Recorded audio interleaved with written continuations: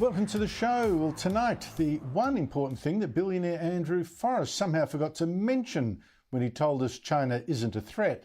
Plus, how Dick Smith didn't just expose the bias of the ABC's so-called fact-checkers, but the idiocy of renewable energy extremists. Also tonight, more violence in Alice Springs yesterday has Jacinta Price raging at the left. All the deniers out there, whether it's those in the ABC, whether it's those across the chamber who want to romanticise my culture, the culture that I've lived with all my life. This situation will get worse if it is not dealt with and dealt with immediately. The racism is the fact that they are left in dysfunction because there are weak leaders who are more worried about votes. I've had a gutful, as has my hometown community. We'll discuss that later. Also look at the creeping ban on things Easter. Would you believe it? Gesture eggs instead. And have I discovered the most woke academic in Australia, the extraordinary profile of a Macquarie University professor? But first, it's only Wednesday, but this is already the most humiliating week for this dangerously incompetent Albanese government. Well, at least since the week last October, when 60% of voters rejected the Prime Minister's racist voice. It got so bad today that Home Affairs Minister Claire O'Neill today twice literally fled from journalists in Parliament House who were trying to ask her just to explain the latest cock-up. First was this. Do you expect legal challenges to come out of this legislation if it's passed? I'm so sorry, I've got to go to a meeting. This is major legislation. This is major legislation and you're not taking questions on it. What's your response? What confidence do you have or what advice do you have that these laws won't get thrown out by the High Court? Minister, why did his family are desperate? What are your response to concerns about his welfare and treatment? This is major legislation and you're not taking questions. Think that's bad? Then there was this, after O'Neill finally did hold a press conference this afternoon on a botched plan to blindside the opposition and ram through new immigration laws. Yep, we've got to go. We've got to wrap up. Thanks, guys. Why are you avoiding the question? Why are you hiding this? Total clown show. But let me take you through a week when the wheels really did start to fall off this government and public servants, it seems, started to leak against their ministers. It started yesterday, of course, with what's still the government's biggest disaster, its global warming plans. You had Energy Minister Chris Bowen asking the head of Toyota Australia to back him up at a press conference. Come along and help sell Bowen's new emissions target that will stop car makers from selling so many of the popular four-wheel drives that Bowen thinks are too gassy for the planet. But then a reporter asked the Toyota boss the obvious question, would Bowen's plan still let Toyota sell cars with the same capability and range as current models and for the same price? And the answer, well, of course not. That does leave a challenge, a significant challenge. Will be difficult. The technology is yet to actually be at an affordable price. But that was almost nothing compared to what followed.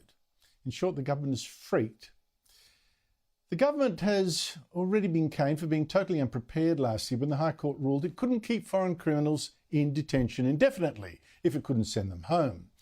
Result, the government released 149 foreign detainees, many of them criminals, without initially having any system to check where they were or to control their movements.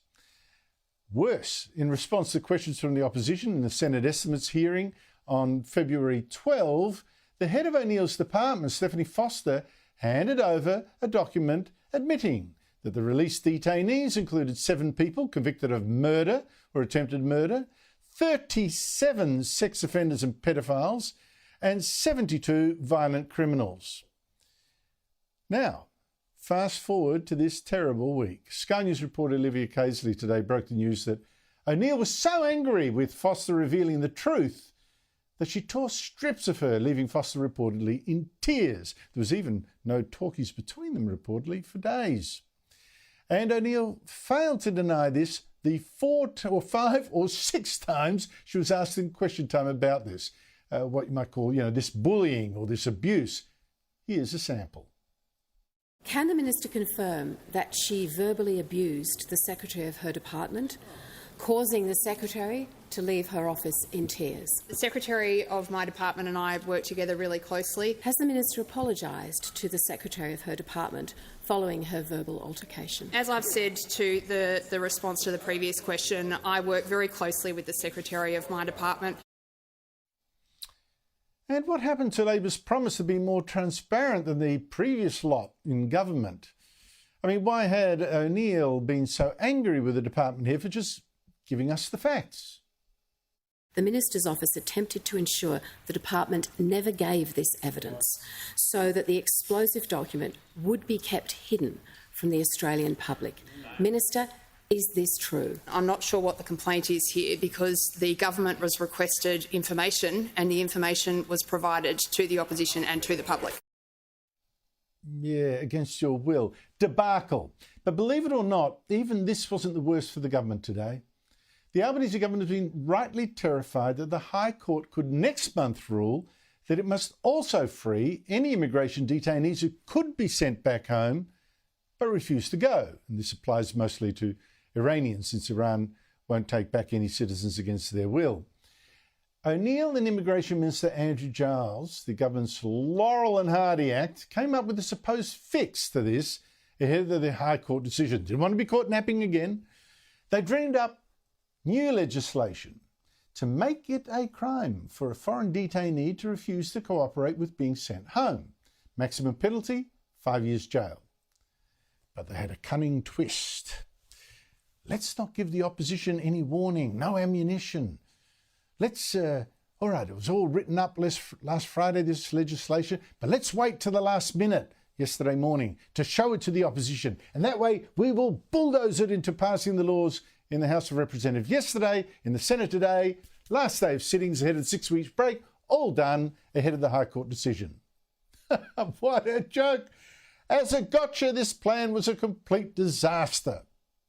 The opposition today refused to pass this legislation before Parliament rose for the break, saying it needed a proper Senate inquiry to check for unintended consequences. Would it even work? And the Greens across benches all agreed. And no wonder. The government officials called to brief senators about this bill last night, couldn't explain the rush, couldn't explain how the law even applied to the case that the High Court would rule on. And journalists today asked O'Neill and Giles exactly these questions they couldn't answer. No wonder O'Neill fled that press conference too. So, Minister, can you spell out what the immediacy is here and what's the implications of not passing this bill today? Because the way we see it, yes, the opposition voted for it in the House of Representatives and now the Senate's asking it to do its job. This is an area where the opposition have continually pressed us on the need to act urgently to ensure the community is kept safe. Officials last night were not able to explain the connection between the bill and the ASF 17 case. So I'm not going to comment on High Court matters. You'd laugh if you didn't know these ministers, along with Workplace Relations Minister Tony Burke, they're all smashing Australia's future. Chris Bowen, destroying our coal-fired electricity system without having anything adequate to replace it. Tony Burke, crippling employers with endless new pro-union laws, and now Giles and O'Neill, cramming our cities and creating a housing crisis, don't forget, by importing 550,000 immigrants in a single year. Watch and weep.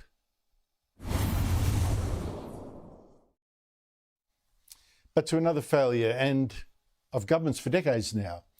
In Alice Springs yesterday, a gang of Aborigines, some armed, marched through the CBD, with some of them trying to smash into a hotel, break the windows, then smashing windows of cars parked outside. And this followed a vicious pack attack of 10 girls earlier this week on another Aboriginal girl, just 16. In response, the Northern Territory government announced a 2-week curfew for kids in the Alice, announced it today. And Federal Indigenous Australians Minister Linda Burney, again a minister totally at sea, being almost invisible, totally ineffective on this issue, finally emerged to say that she supported this curfew while making clear it wasn't her call. I've obviously been in touch with the Northern Territory Chief Minister and her office, but it was her decision that brought about the curfew. All this led to that truth bomb I played earlier, that passionate speech from National's front bencher Jacinta Napier Price, who grew up in the Alice, and she knows the real problem, like the stolen generations being exploited so kids aren't taken away from terrible families, and the whites want Aborigines to live out bush where there's no work, like living museum exhibits. Joining me is the Northern Territory politician who represents Alice Springs, Bill Yan. Bill, thank you so much for your time. What happened yesterday? What's happening generally in the Alice Springs? Our pleasure. Well, we're a community at the moment sitting on tenterhooks tonight. After what happened yesterday, some of the most confronting vision that I've seen, and I worked in corrections for 18 years and I've seen a lot of confronting things, but yesterday really, really shocked me, and it certainly shocked the people of Alice Springs. We're waiting to see, of course, what's going to happen today. We've seen an announcement by the Chief Minister that we're going to have a curfew here in Central Australia for 18s and under between 6 p.m. and 6 a.m. They're shipping in another 25 police and 33 liquor inspectors to cover our bottle shops, which they took away only 2 weeks ago. But yeah, the big thing is now is what's going to happen tonight. We're all hoping that we're going to have a quiet and peaceful night tonight, and certainly not see I suppose something that has happened yesterday. Some of that confronting vision for those people who were in the Todd Tavern, I can't begin to think how they felt. The patrons and the staff barricaded inside that venue with people trying to bust their way in to possibly attack them is something that we've never seen here in Central Australia before. And of course, we never ever want to see it here again. Now, Bill Yan, we're told, there's bad blood between 2 rival families. It involved, some say, up to 200 people ultimately in a clash at a camp nearby. But really, more policing, yes, that helps the locals, doesn't actually fix the problem, though, the core problem here. Now, I've argued for decades, we are funding failure. We are creating welfare ghettos out in remote communities, funding places where there'll never be meaningful work, never be full opportunities for the kids, never be real incentives to go to school, lots of boredom, devil makes evil for idle hands. I don't know if you see it that way, but where do you think we've gone wrong? Well, I think at the end of the day, we need to see some real investment into some of those communities. And you're right, there's not a lot of jobs. There's people living out in the bush, not that many jobs, and everyone is dependent on welfare in one way, shape or form. We need to see some real development in the community, some economic development, and give some power back to those people in those communities to determine what their future is going to be. At the moment, they're powerless to develop their land in a lot of respects. They've got the opportunity with resources and, of course, business opportunities that they can't access. So that's going to be a fundamental shift, and a fundamental shift federally within government to do this. And look at just last year. I was here on your show talking to you about the issues we had, of course, after the end of Stronger Futures. And here we are back talking about the same things. And the federal government haven't. But Bill, we'll be back here again and again and again, because more investment means more money in the communities. There will never, ever be real jobs out there. And I just wonder, Tony Abbott was onto something during, he got his head kicked off as Prime Minister, but those communities, people have got to, I think, transition to where there is work, like a lot of Aboriginal families have done in the past. That's my view. Bill Yan, thank you so much indeed for your time. But back to Canberra politics. Joining me are Cameron Milner, former Chief of Staff to Labor leader Bill Shorten, now Director of GXO Strategies, and Michael Costa, former New South Wales Labor Treasurer. Look, Cameron, I've got to ask you, the shenanigans in Canberra today with the Immigration Minister, with the Home Affairs Minister, yesterday with the Energy Minister, Chris Bowen. How bad was today exactly? Well, this was as bad as the worst days of the Rudd-Gillard-Rudd government. And for those of us who had to live through that awful time, it felt like a series of deja vu seeing the ministers struggling. I mean, Claire O'Neill's press conference could only be bettered by a Wayne Swan press conference, which was often a train wreck. So, no, it was a terrible day and a terrible week for the government. But, Michael, why? I mean, this is the basic thing, of course, and she looked as guilty as hell. Why wouldn't Claire O'Neill deny she had abused her department head and left her in tears the 6 times or so that she was asked? Well, it's quite obvious, Andrew. She's not going to affirm the fact that she's abused somebody. And secondly, the denial is the only position that's left, or going silent on it. But look, Cameron's right. That was an appalling press conference. The footage of her walking up the hall, ignoring the journalist, was terrible stuff. I mean, you wouldn't do that if you were on top of your game. You'd be making jokes, or you'd be doing something. They're under pressure. They're a real problem for the Albanese government, but I don't think he's going to move them. I don't think he's going to do anything. I think he's going to have to ride this one out, and he will continue to ride it out whilst he's still slightly ahead in the polls and his popularity's up there, because, giving a scalp to the opposition will, I think, open the floodgates, because the 2 most incompetent ministers are the ones you mentioned in your introduction. The Minister for lowering our standard of living, Chris Bowen, and the Minister for destroying our productivity, Tony Burke. And, they are really the problem long-term for this government. These two can be hidden away if they can be, but Albanese is not going to risk his political capital on them, I don't think. Yeah, but Cameron, look, you've been a chief of staff for a Labor leader, right? And there's a lot on the Labor leader, and you got to all be robust. Now, the head of O'Neill's department paid, what is it, $900,000 or some huge amount of money. Shouldn't she be tough enough to take criticism and even give back feedback, leaving in tears? I mean, are we making too much of someone who's too sensitive, or is there an issue here? I think there's an issue here. We know that Albanese let it slide when Penny Wong was proved to be a bully to one of her Senate comrades, to Kimberley Kitching. We know that Penny Wong was a bully. So why else wouldn't we find this bullying culture with other ministers within the Albanese government? I say the fish rots from the head, Andrew, and it's Albanese's leadership that's let this happen. Foster is clearly a very senior public servant, very experienced, and there's no way anyone should leave an office, a minister's office at the very least, in tears because they were bullied and belittled for doing their job, which was telling us the truth about all the criminals and the pedophiles and slave traders that we've been let out in the community because of the incompetence of Giles and O'Neill. Now, I must say that Kimberley Kitching also told me before her death, only days before her death, again, that she'd been bullied by 2 people who are now Labor ministers, female, including Wong, but I have to say, both of them deny having bullied her, so I should add that as well. But Michael, again, just playing devil's advocate, were the Liberals simply playing politics by refusing to pass Labor's legislation to make it a crime for foreign detainees to refuse to cooperate with being sent home? On the face of it, is there much wrong with that idea? Were the Liberals just trying to, create havoc? Or is there a genuine issue here?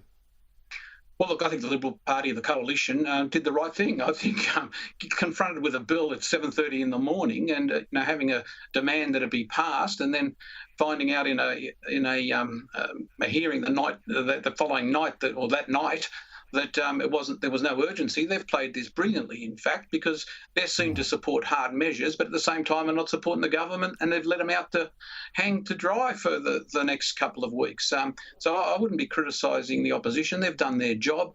The responsibility lays fairly and squarely on the shoulders of those that came up with this strategy, and I doubt that the strategy came up from the 2 ministers. It's clearly come out of the Prime Minister's office. Because you could hear the talking points. They were just repetitive. It was like 2 parrots in a cheap pet shop, and it was terrible. Cameron Milner, I mean, this might be an easy question for you, predictable. I don't know. I'm going to ask. You've already heard Michael say that he doesn't think the government's going to do anything about these 2 ministers or any of the ministers. I mean, I think Chris Bowen should also be moved. Linda Burney has got to go, just clogging up space. I mean, there's just so much dead wood that's got to be moved and embarrassments moved. He doesn't predict anything. But I wonder, do you think the government should maybe move on the Home Affairs Minister, the Immigration Minister certainly, particularly, they let in 550,000 immigrants in just 1 year for a start, sack them, replace them with, say, Bill Shorten, the former Labor leader, who at least has got a lot more experience and wouldn't be in this, be in this kind of shtuck? Well, I think Bill's doing a great job in the NDIS. So I mean, I wouldn't want to move him from a critical portfolio, which we actually need to get right for people with disabilities in Australia. So I think Bill's doing a great job there. But there's a conga line of incompetence at the heart of the Albanese ministry. I mean, what more do you have to do to get sacked by this government and by this Prime Minister? So it's a real problem. And Giles and O'Neill, Miles, who had fights with all of his generals only recently over Australian defence policy. There's a pattern here, and unfortunately Albo lets it slide because Albanese doesn't like detail, doesn't really care.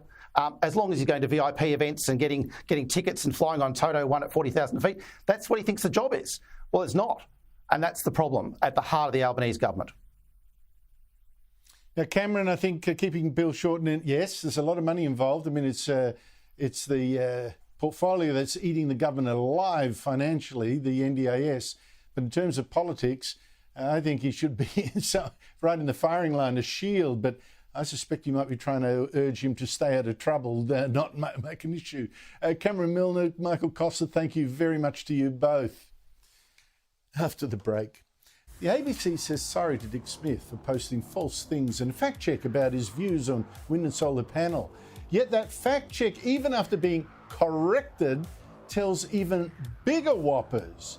Plus, a very interesting apology to someone from the ABC, and what you should also know about billionaire Andrew Forrest when he tells us, no, China's no threat. I've got to thank businessman Dick Smith. He thought he was going after the ABC fact checkers, exposing their bias. What he actually did was also expose the lunacy of the politicians who are demanding we dump coal and go all wind and solar power instead. Smith threatened on Sky News to sue the ABC for falsely saying he was against renewable energy and for making him seem like a fool.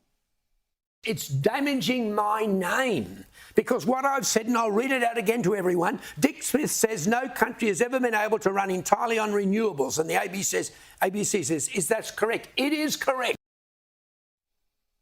The ABC's mistake was to claim Smith meant renewables couldn't supply 100% of electricity. He was actually talking about all energy, like, for cars, petrol and things like that.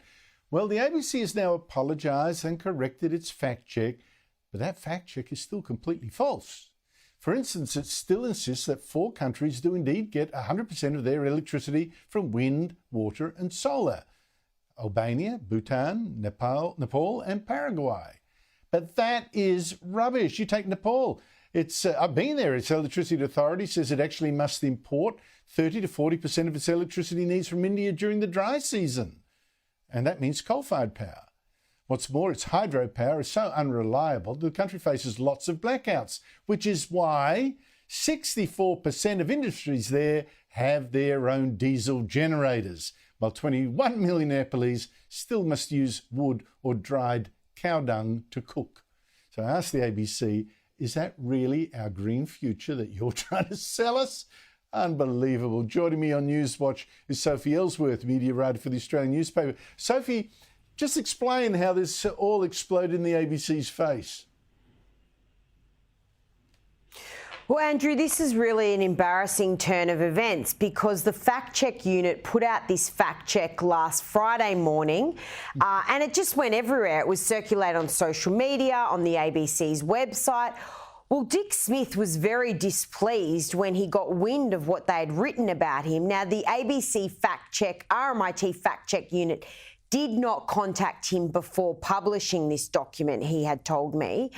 And then he did various interviews early in the week and basically said, this is not on, this is riddled with errors. And as we know, he said to Chris Kenny earlier in the week, he will be suing for defamation if it's not corrected.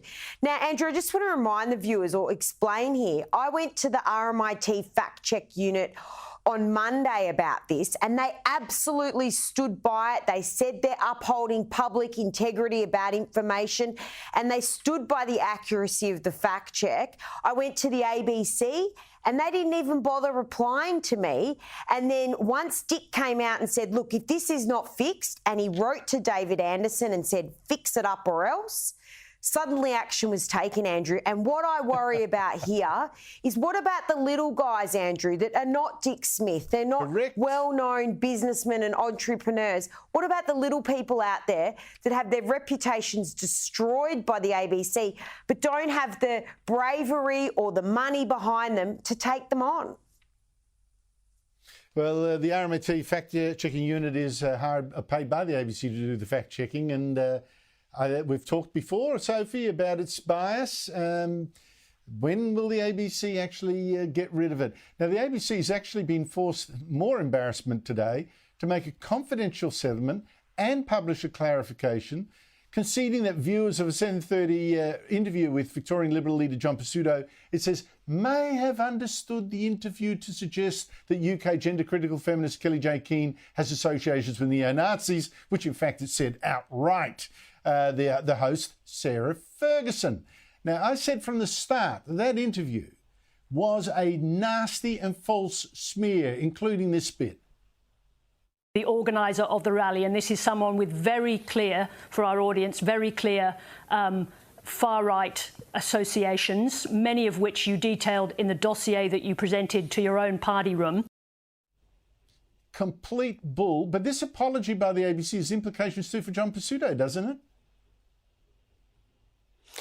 Well, if I was John Pesutto, I'd be a very nervous man watching that, because Kellie-Jay Keen has a lot of supporters behind her and she will not be backing down. Now, as you said, the ABC have paid some sort of amount to her. Embarrassing for Sarah Ferguson to say such a thing, which Kellie-Jay Keen has said is absolutely false. John Pesutto has an awful problem on his hands here, Andrew. Not only his leadership woes, but he's got mounting defamation cases. Yep. And this just shows Kellie-Jay Keen is not backing down. So this is a warning to journalists too. They need to be awfully careful when they're smearing people and saying they have far-right associations with neo-Nazis. It's a very serious thing to accuse someone of. And as Kellie-Jay Keen has said, this is false. And she's going to go all the way with this. So watch this space, because I'd say John Pesutto is in a bit of strife. Absolutely correct. Sophie Ellsworth, thank you so much for your time. And to think it all started with John Pesutto relying on a totally false thing on the internet. Can you believe it? Wikipedia. But I want to stick with that idiotic ABC fact-check unit just for one more second, because it also says, hey, well, California's more like Australia than Nepal. And look, last week, California ran on more than 100% renewables, wind, water, solar power for 10 out of the last 11 days. Fall between a quarter of an hour and 6 hours per day. Again, who is the ABC trying to fool? What about the rest of the time when the wind and solar wasn't enough? Oh, well, then it needed nuclear power and fossil fuels. And needing that kind of backup is exactly why renewables always cost so much. California has invested billions on more renewables, but the more it's got, the more that Californians have to pay for their electricity, just like here. California now has the third highest prices of the 50 American states. Joining me on Culture Wars is Rowan Dean, editor of The Spectator Australia and host of Outsiders here on Sky News every Sunday at 9 a.m. Rowan Dean, look, it's like being green as an excuse to hide or whatever the truth. I mean, why is that? Well, it's ridiculous, isn't it? We constantly get bombarded with these sort of bizarre claims. Well, over here at this point in time, renewables did the job, or over there for X point of time where certain weather conditions and so on. All of which kind of avoids basic logic and makes you wonder, you know, the old saying, they protesteth too much. Basic logic tells you the only reason you would go into renewables is if you believed we needed to get to net zero emissions. I personally don't believe that, but that's irrelevant. Let's assume we do need to get to net zero emissions. If that is the case, the technology, nuclear technology, is the proven way to do it. It has zero emissions. Yes. So therefore, if you are convinced that net zero is so important, then you must embrace nuclear, even if only to a tiny amount, even if partially with renewables, even whatever it is. You must, by definition, embrace nuclear, as many young climate change activists are now doing. So here you have people like Chris Bowen telling us, no, we mustn't do this. Well, this is the same salesman. If you look back to, you were talking earlier about the disastrous Rudd Gillard years. Chris Bowen was the salesman who tried to sell us on the idea that the Malaysian solution, if we swapped one asylum seeker for, I think it was 4 or 8 or whatever it was, characters that the Malaysians would pull out of a hat, this would solve all our border policies.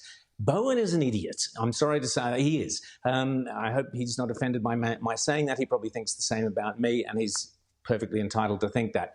But the reality is, this country, if we want to prove what is or isn't the best technologies, it's very simple. Let the market decide.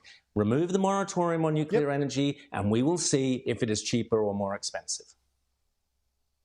I know. I mean, why ban it? If it turns out someone can do it cheaper, why would the government be against it? I think there's something else going on here. I think they're all feeling their Peter Garrett vibes, their Midnight Oil vibes. They remember rocking to anti-nuclear music 30 or 40 years ago. They don't want to lose it. They don't want to say they were wrong. But talking about spin, Rowan, this seems like a constant fact-checking program tonight. Billionaire Andrew Forrest, he's in China, and he's lecturing us from there to stop thinking that China's a threat. Russia's a much bigger one, he says. From China, there is, and I quote, not a quiver of military hostility, which is only true if you ignore the president telling his army to prepare for war, increasing his military spending budget by more than 7% just in the last year, attacking Filipino supply ships and seas that China is trying to steal for itself, threatening to invade Taiwan, and on and on and on. Rowan, when Andrew Forrest tells us China is not a threat, shouldn't he also disclose that, in fact, nearly 90% of the iron ore his company ships overseas that makes him billions is bought by China?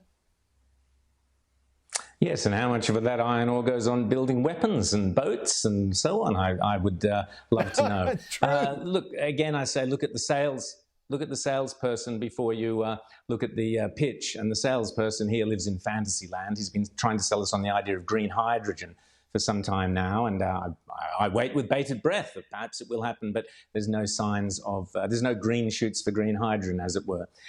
So this guy lives in a fantasy land. He's kidding himself. The bottom line with communism is that all communism is dangerous and is a threat. All communism is potentially a deadly threat. We've seen that throughout history. The Americans, the West, figured out during the Cold War that there were 2 crucial things you do with communists. One, you approach them from a position of strength, military strength. You must approach them assuming the worst is in their hearts. Secondly, China and Russia must be kept from becoming allies. That was the critical strategy of the Cold War, and the West did that very successfully. Because there's nothing the left hate more than hating each other. So long as you can get the communists hating each other, China and Russia, then we can have a kind of stable world for the rest of us. But the problem is, it's not an either-or choice between Russia and China. Both are dreadful. Both are a major threat. Both must be contained. And to contain them needs clear strategies and from a position of strength, which unfortunately the Biden administration has completely disadvantaged the West with. Yes, I remember a couple of decades ago, Rowan, that China was the little brother to the Soviet Union. Now it's reversed. China is the big boy, and Russia is now just selling China all its resources at rock bottom prices. It's turned into a little gravy train for China. So the world really is changing. Thank you very much for your time, mate. Really appreciate it. After the break, is this the most woke professor in Australia? I don't mean to mock, but I want to tell you why it matters. The Albanese government last year foolishly appointed one of the country's most left-wing judges as head of the Australian Law Reform Commission. Foolishly, because it's now a big problem. Mordecai Bromberg's commission has recommended that religious freedoms for schools be cut back. Its recommended reforms, it says, may limit for some people the freedom to manifest religion or belief in community with others, and the associated parental liberty to ensure the religious moral education of one's children. That's all going to be limited, says so itself. Now, Bromberg's commission says schools should lose the right to discriminate, for instance, if they choose to discriminate, against someone who says, hey, I'm gender neutral, or I've become trans, or I want to bring my same-sex partner to the school speech night. Now, Labor's planning to do something along these lines. The Greens are all for it, until the Prime Minister last week thought, ooh, better wait until can negotiate a deal on all this with the Greens or the Liberals. He's suddenly got a little bit gun-shy. Joining me are Daniel Wild, Deputy Executive Director of the Institute of Public Affairs, and Evelyn Ray, Sky News contributor and regular commentator on this show. Daniel Wild, religious schools do seem to be in the firing line. Is this fair? I mean, should they lose these freedoms to discriminate in ways that I think a lot of people might think, no, they shouldn't be allowed to? Well, these proposed changes, Andrew, would terminate parental choice when it comes to choice of schools. This has been a long-running agenda of the Green Left and the activist class to dramatically reduce the choice and autonomy of parents as to where they send their children, in order to dramatically expand the control that bureaucrats, activists and politicians have over schooling. We know that many parents send their children to schools for a religious purpose, but also they send their children to religious schools, not just for the religious component, but because they see those schools as a bulwark or providing some protection against the ongoing woke indoctrination of their children and the dramatically declining standards we see in many other schools. And this would also be a hammer blow to religious freedom and the capacity of religion in this nation to set up educational institutions. The other point I'd make, Andrew, is in terms of process. This government clearly has a democracy problem. They're refusing to provide the legislation to the public. They're undertaking targeted or limited consultation, but only on the basis of those participating signing non-disclosure agreements. This is just like the nature positive laws that you've been discussing on your program. It's just like the Voice to Parliament, where they won't provide details to the Australian people. How bad must this be for the government to be doing this in such a secretive fashion? Now, Evelyn, the churches were saying in their submissions, look, we don't actually do this discrimination really, and if we do, we just don't want it codified like this. And they say if you don't like what the school says, there are so many other schools you could go to instead. I mean, what's the issue? It's like the whole idea of restricting books that people can read. If you don't like it, simply don't pick it up and read something else. It's pretty simple. It's pretty basic. But look, I feel like this is really appalling what they're suggesting to do, because we can't be under the delusion that this is coming from a neutral religious position, because this is actually a form of religious supremacy. And the religion in question here is their woke religion. Let's not pretend that we're going to be having neutral schools, because if Christian schools go, if religious schools go, it's going to be the state religion. That's exactly what's going to come. They want to ensure it decimates everything that gets in the way of the woke religion, and that is religion. These freedoms are fundamental to the future and prosperity of our nation. They were essential in our founding, and they ought to be protected. These distinctions are in place and they exist for a reason, and parents especially have a right to say who will help raise their kids and according to what moral standard. But let's not pretend for a single second that there's going to be neutral schools. It's going to be the state schools. It's going to be their woke religion. Point, Evelyn, on that very point, I want to show you the other side of this culture war, and not to mock, but just to show you what's happening. Identity politics has totally conquered our universities to the point of parody. I had to check this was actually true. I may have indeed actually discovered the most woke academic in the country. Daniel, she's a professor at Macquarie University. His Twitter profile shows a picture of a shirt with both the Aboriginal and Palestinian flags right on.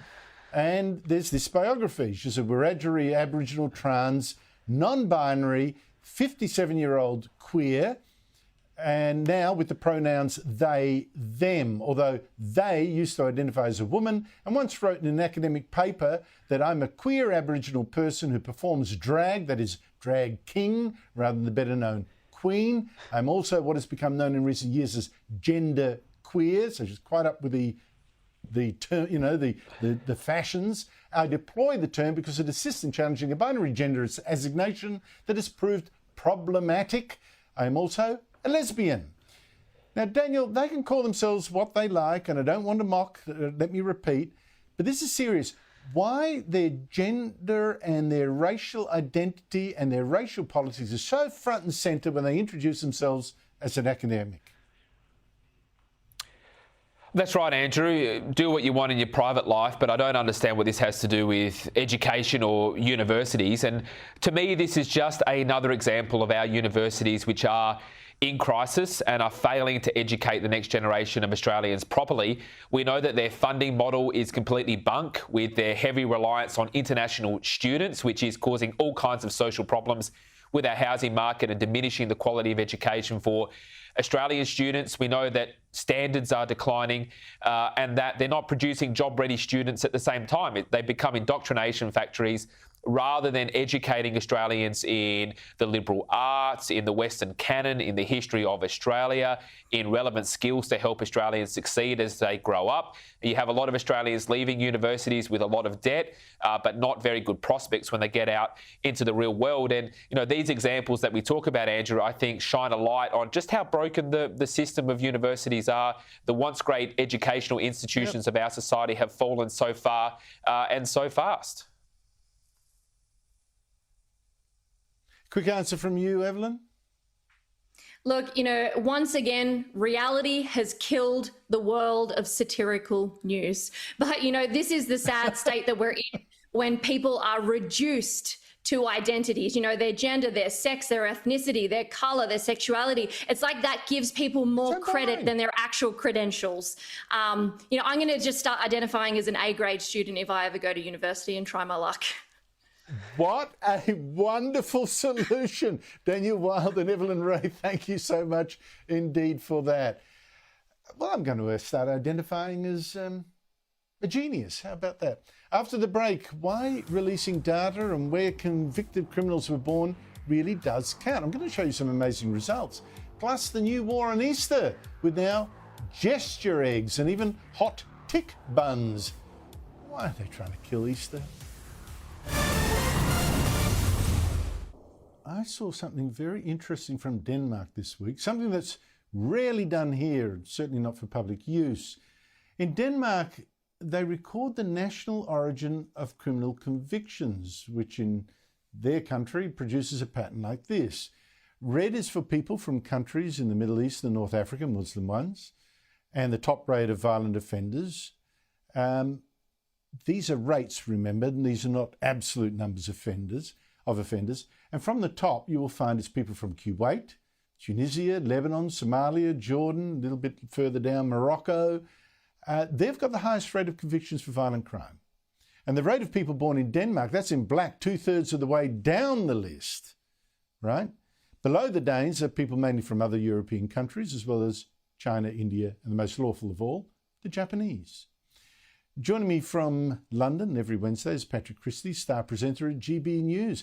Patrick, great to see you. What I would find useful from that kind of list, if I were a politician or policeman, is that it raises important questions about systemic problems. Does this indicate, for instance, that people from certain parts of the world have trouble fitting in, cause a lot more crime than you think might be worth having them come in for? If so, I'd restrict immigration from them. Whereas people from other parts of the world, India, Japan, countries similar in culture to your own as well, in particular, it seems, let them come. But why aren't these truths, but maybe it's because of these truths, that is exactly why this kind of analysis is usually kept secret or not done at all. Yeah, absolutely. We need to know this. We have a right to know this as citizens of any country, especially when it comes to asylum seekers, by the way, because we are paying for a lot of these people. We have a right to know it and have it as part of our debate. The stats that you just showed there showed that native Danes were 42nd on the list of nationalities of people in their own country committing violent crimes. Now, we've done some research here about the UK, and we found that the area with the highest proportion of asylum seekers is the northeast of England, 25.4 people per 10,000 head of population. Now, since 2014, rape and sexual assault has gone up 500%, stalking and harassment offences have gone up 6,000%. 1,000%, whilst offences like burglary and shoplifting have remained relatively stagnant. Now, it's important to say that there may well be no correlation here, but we are desperate to try to find out. And we submitted a Freedom of Information request. The Ministry of Justice have told us that they do hold that information, but it would cost too much for them to compile it and send it to us. So what we've decided to do is pay for it ourselves, and we will get it. And they might as well tell us, because we are going to keep asking. The British population, like any population, would have a right to know whether or not certain people coming to that country as part of the immigration and asylum debate are more likely to commit violent or sexual crimes. It's important. Well, mate, we had problems here. Former ASIO boss was saying there's no link that he could see between asylum seekers and terrorism. And we actually had, and I listed them, several terrorism events, several involving people getting stabbed or shot dead, that did involve, indeed, asylum seekers that are illegal immigrants that had come, including illegal immigrants, maybe, that had come here. So, I mean, you've got to know these things to keep the public safe.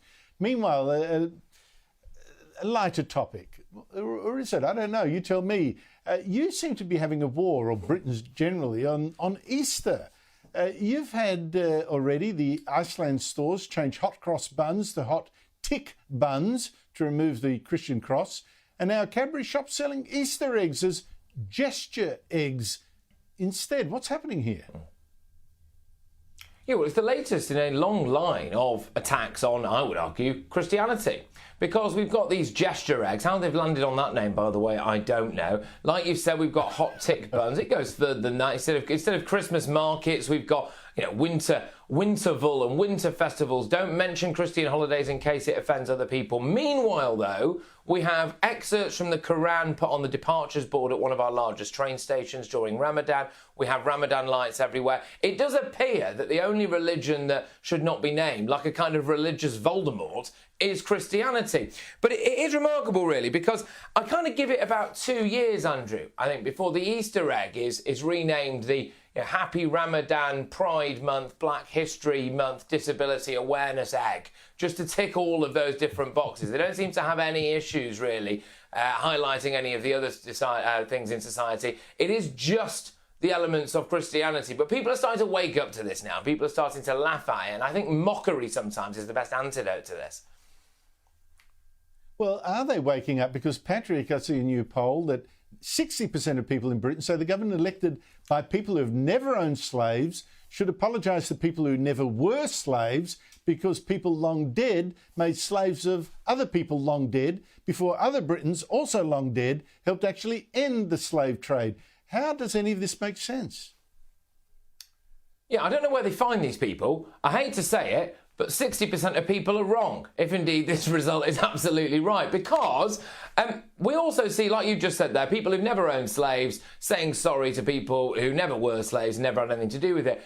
But this is having a massive impact. Our king has already expressed his sorrow for historic perceived wrongs, especially to Caribbean nations. He's commissioned a report into the monarchy's links to slavery. We have the Church of England, the Anglican Church, was asked whether or not they would pay £100 million in reparations. They voluntarily upped that to £1 billion. I mean, where they're getting this money from, by the way, I'm not 100% sure. But it is remarkable, really, because this really is catching on, and there is no need for it in society. This kind of stuff does more to divide people than unite us. But it's not about saying sorry, Andrew. It is about money. It's a legalised bank robbery.